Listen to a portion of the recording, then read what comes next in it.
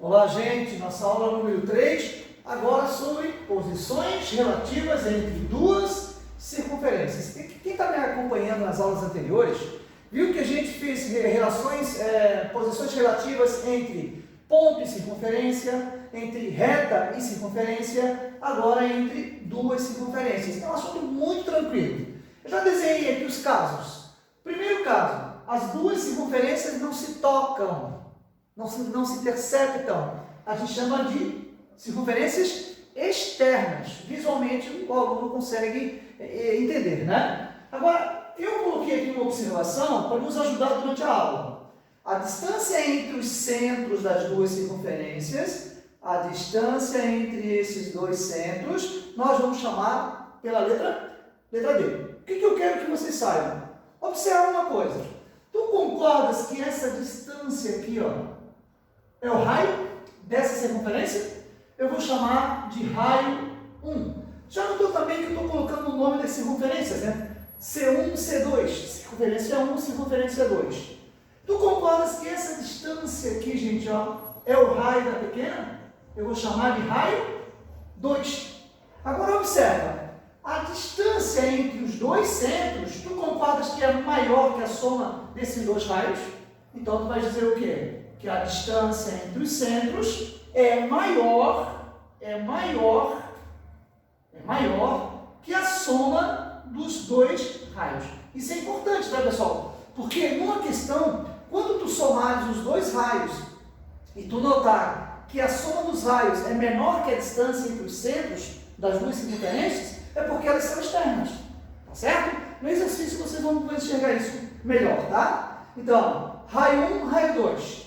Distância entre os centros. Perceba, tem um espaço aqui, ó, entre as duas, não é isso? Então, por isso que a distância entre os centros é maior que a soma dos dois raios.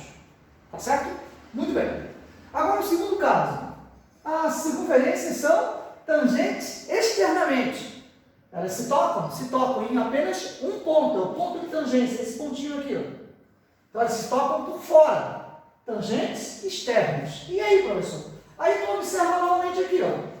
Essa distância que está aqui é o raio 1, tá? E essa outra aqui, essa distância é o raio 2. E aí tu percebes que nesse caso, a distância entre os centros é exatamente a soma dos dois raios.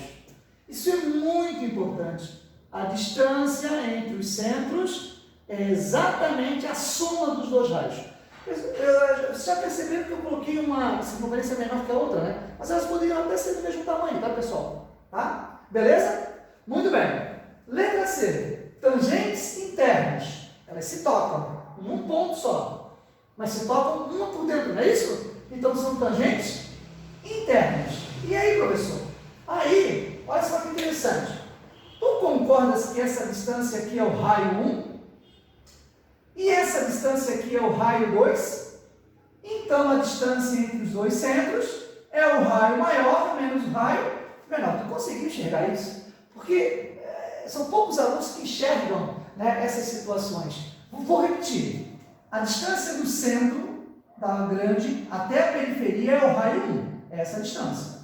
Agora, a distância do centro da pequena até a periferia é o raio 2. Se eu pegar essa distância e subtrair dessa, vai dar exatamente a distância entre os dois centros. Então, a distância entre os centros é o raio maior menos o raio menor. Se você enxergou até aqui, eu fico muito feliz. Tá certo? Tangentes externamente, a distância é a soma dos raios. A distância é a distância entre os centros dela, né? Se elas são tangentes internamente, a distância é a diferença dos raios. Bom, agora temos o caso D. As circunferências são secantes. Gente, aí pensa comigo, ó. Olha só. Esse caso que está aqui, ele fica no meio dessas duas situações. Porque olha só, se elas são tangentes externamente, a distância entre os centros é a soma dos raios. Agora, se elas são tangentes internas, a distância entre os centros é a diferença dos raios. Então, aqui nesse caso, a distância entre os dois centros vai ser menor que a soma dos raios, porque igual a soma dos raios é essa situação. Agora, se você começa a aproximar uma da outra, essa distância vai ser menor que a soma dos raios. Mas, em contrapartida, vai ser maior que a diferença. Aí, ó. Tá? Então, essa desigualdade aqui é importante que você entenda. No caso de circunferência secância, fica entre essas duas situações. Tá certo?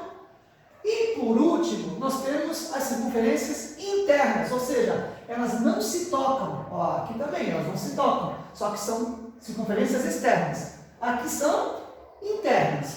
Pensa comigo. Se essa circunferência estivesse tangenciando a grande por dentro, seria essa a situação.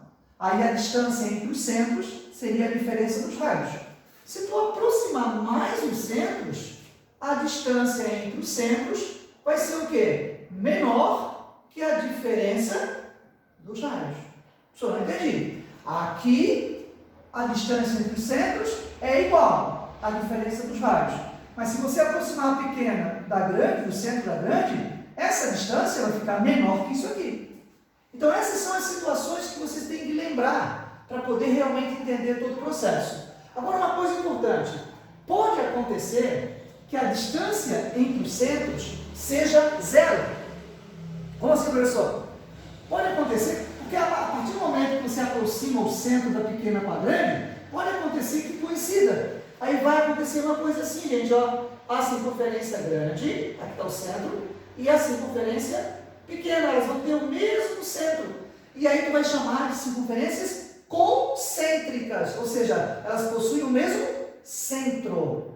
Gente, é assim, ó, pela experiência que eu tenho, são poucos os alunos que entendem toda essa aula aqui, todas as situações, tá? Ó, essa desigualdade, essa igualdade, essa outra igualdade e essas duas desigualdades é difícil para muita gente, mas procura analisar, usa o teu compasso, né? Faz a circunferência perfeita para você entender o que está acontecendo aqui. O mais importante é você entender as posições relativas externas, tangentes externas, tangentes internas, secantes e internas. E essas desigualdades também são importantes, tá certo? Eu conto com vocês na quarta aula, onde nós teremos apenas exercícios. Um forte abraço!